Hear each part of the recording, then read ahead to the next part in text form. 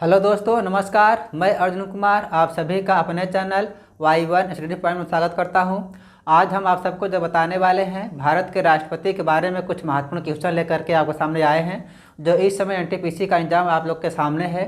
हम उसी को देखते हुए आप सबके लिए भारत के राष्ट्रपति के बारे में कुछ इंपॉर्टेंट क्वेश्चन जो आपकी परीक्षाएँ में पूछे जाते हैं, हम उसी के बारे में चर्चा करेंगे। तो इस समय आप सबको पता होगा कि हमारे जो भारत के राष्ट्रपति हैं श्री रामनाथ कोविंद जी, जो इस समय वर्तमान राष्ट्रपति हैं और वो हमारे 14वें राष्ट्रपति हैं। तो हम बात करते हैं भारत के राष्ट्रपति पर। इसमें देखिए जो आपका पहला क्वेश्चन दिया गया है, आपका देख लीजिए, आपके स्क्रीन बोर्ड पर लगा हुआ है। इसमें कह रहा है कि भारत एक गणतंत्र है, गणतंत्र का मतलब क्या है ना। ये PDF है, हम PDF यूज कर रहे हैं। ये कह रहा है कि भारत एक गणतंत्र है, गणतंत्र का मतलब क्या है। इसमें देखिए आपका जो पहला ऑप्शन दिया गया है, वह दिन जब भारत स्वतंत्र हुआ।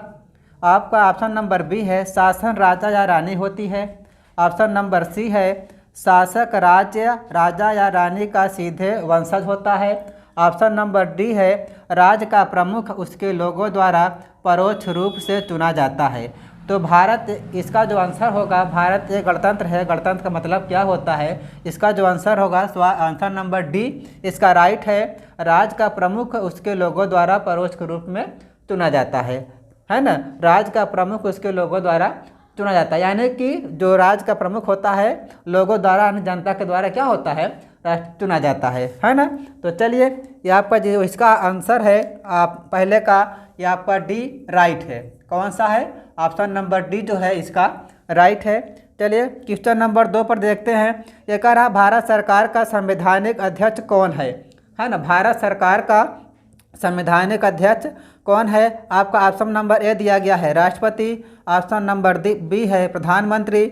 ऑप्शन नंबर सी है भारत का मुख्य न्यायाधीश।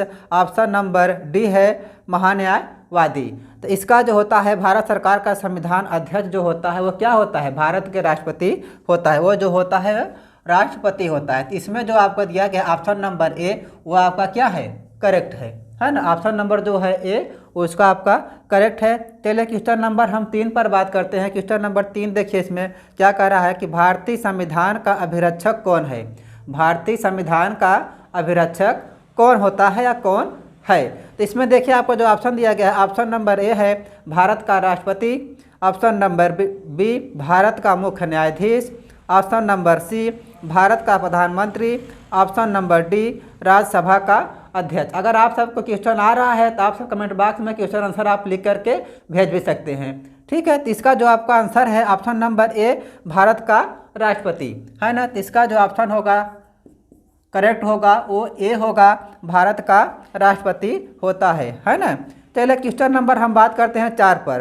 क्वेश्चन नंबर 4 देखिए वो क्या कह रहा है कि संविधान का कौन अनुच्छेद कहता है कि भारत का एक राष्ट्रपति होगा। ये आपका बहुत ही इंपॉर्टेंट क्वेश्चन है, क्योंकि ये बहुत ही परीक्षाओं में पूछा गया है कि संविधान का कौन अनुच्छेद कहता है कि भारत का एक राष्ट्रपति होगा। तो इसमें देखिए आपका जो ऑप्शन नंबर दिया गया है, ऑप्शन नंबर ए जो है इसमें दिया गया है 61 अनुच्छेद। Option number B 62। Option number C 52। Option number D 74 है ना। तो इसका जो राइट आंसर, करेक्ट आंसर होगा ऑप्शन नंबर सी। वह कौन सा अनुच्छेद है? तो वह अनुच्छेद आपका क्या है? 52 है, 52 क्या होगा? तो इसका जो ऑप्शन है ये आपका ऑप्शन नंबर सी जो होगा इसका करेक्ट आंसर है। और ये आप इम्पॉर्टेंट है, आप हम लिख दे रहे हैं, ये मोस्ट इम्पॉर्टेंट क्वेश्चन आपके परीक्षा के व्यू से है, क्योंकि ये बहुत ही परीक्षाओं में पूछा गया है। चलिए क्वेश्चन नंबर हम 5 पर बात करते हैं। संविधान के किस अनुच्छेद के अंतर्गत राष्ट्रपति संघीय मंत्रिपरिषद की सलाह मानने के लिए बाध्य है ना। संविधान के किस अनुच्छेद के अंतर्गत राष्ट्रपति संघीय मंत्रिपरिषद की सलाह मानने के लिए बाध्य है? तो इसका जो ऑप्शन नंबर दिया गया है ए अनुच्छेद 74 यानी 74। ऑप्शन नंबर बी अनुच्छेद 85 84। ऑप्शन नंबर सी अनुच्छेद 86 86। ऑप्शन नंबर डी अनुच्छेद 101 101। तो ये भी क्वेश्चन आपका जो महत्वपूर्ण क्वेश्चन है, मोस्ट इंपॉर्टेंट क्वेश्चन है, इसको आप इंपॉर्टेंट में रख लीजिए। ये आपका जो इसका करेक्ट आंसर होगा अनुच्छेद 74 होगा, है ना। तो क्या होगा? अनुच्छेद 74, ये ऑप्शन नंबर 1 करेक्ट है। और ये भी जो है इम्पॉर्टेंट क्वेश्चन है आपके लिए। क्वेश्चन तो आपके सभी इंपॉर्टेंट हैं, लेकिन एक आपके मोस्ट इंपॉर्टेंट है ये सभी क्वेश्चन। चलिए हम बात करते हैं क्वेश्चन नंबर 6 पर। राष्ट्रपति का निर्वाचन किस प्रकार से होता है? राष्ट्रपति का निर्वाचन जो होता है वह किस प्रकार से होता है, यानी किस माध्यम से होता है? तो ये आपका देख लीजिए, जो ऑप्शन दिया गया है, ए दिया गया है मनोनयन द्वारा, ऑप्शन बी जो दिया गया है प्रत्यक्ष रूप से, ऑप्शन सी दिया है अप्रत्यक्ष रूप से, ऑप्शन डी जो इसमें दिया गया है कोई स्पष्ट प्रावधान नहीं है। तो इसका जो आपका करेक्ट आंसर होगा ऑप्शन नंबर सी अप्रत्यक्ष रूप से करेक्ट है। क्या है? ऑप्शन नंबर सी अप्रत्यक्ष रूप से जो है निर्वाचन राष्ट्रपति जो होते हैं। चलिए हम बात करते हैं क्वेश्चन नंबर 7 पर। क्वेश्चन नंबर 7 आपका दिया गया है, राष्ट्रपति के चुनाव में कौन भाग लेता है? राष्ट्रपति के चुनाव में कौन भाग लेता है? तो इसमें दिया गया आपका ऑप्शन नंबर ए संसद के दोनों सदनों के निर्वाचित सदस्य, ऑप्शन नंबर बी राज्य विधानसभा के निर्वाचित और मनोनीत सदस्य, ऑप्शन नंबर सी सभी केंद्र शासित प्रदेशों के सदस्य, ऑप्शन नंबर डी उपयुक्त सभी।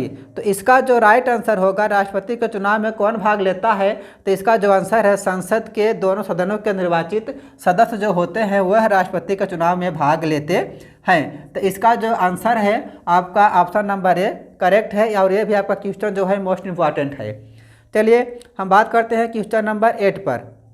इसमें देखिए दिया गया है, निम्नलिखित में से कौन सा राष्ट्रपति के निर्वाचन का भाग है?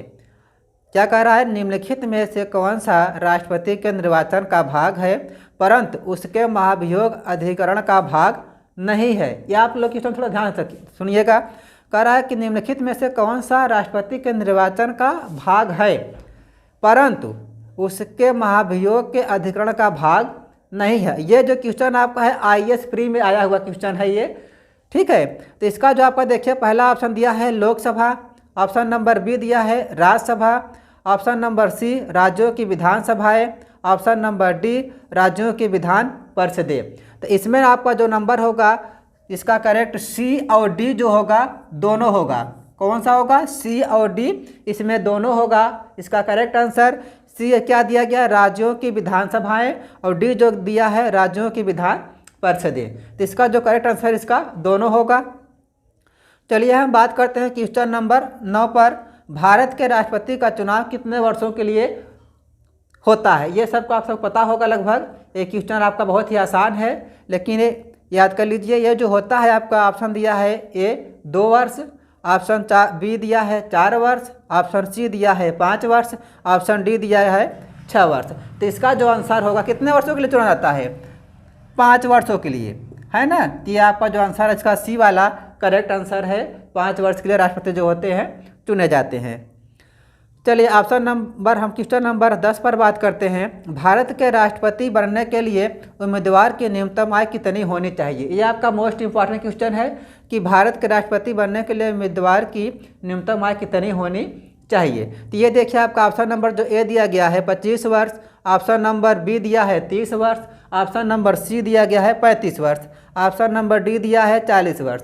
तो इसका जो आंसर होगा ऑप्शन नंबर सी 35 ईयर। कितना होगा? 35 वर्ष, है ना। ये आपका जो होगा करेक्ट आंसर होगा 35 वर्ष।